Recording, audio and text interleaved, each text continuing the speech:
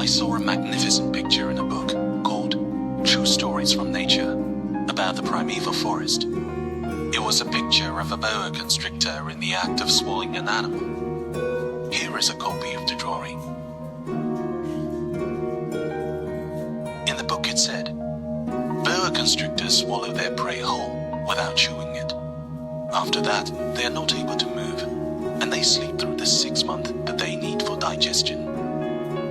I pondered deeply then over the adventures of the jungle, and after some work with a colored pencil, I succeeded in making my first drawing. My drawing number 1. It looked like this.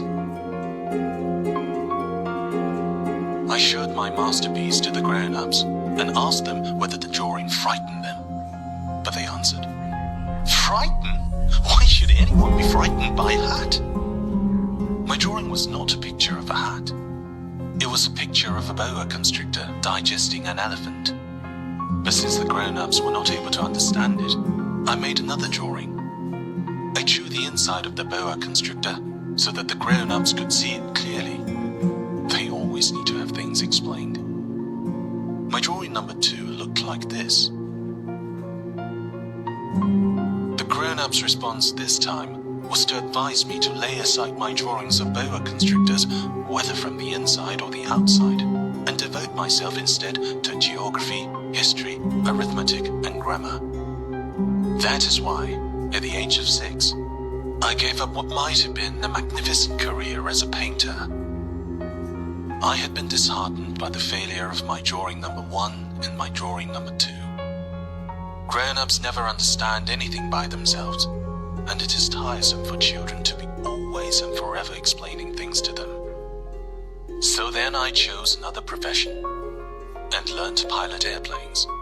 I have flown a little over all parts of the world, and it is true that geography has been very useful to me.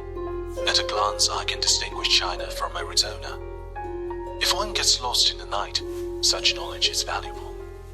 In the course of this life, I have had a great many encounters with a great many people who have been concerned with matters of consequence. I have lived a great deal among the grown-ups. I have seen them intimately, close at hand, and that has much improved my opinion of them. Whenever I met one of them who seemed to me at all clear-sighted, I tried the experiment of showing him my drawing number 1, which I have always kept. I would try to find out, if this was a person of true understanding. But whoever it was, he or she would always say, "That is a hat." Then I would never talk to that person about boa constrictors or primeval forests or stars. I would bring myself down to his level. I would talk to him about bridge and golf and politics and neckties. And the grown-up would be greatly pleased to have met such a sensible man.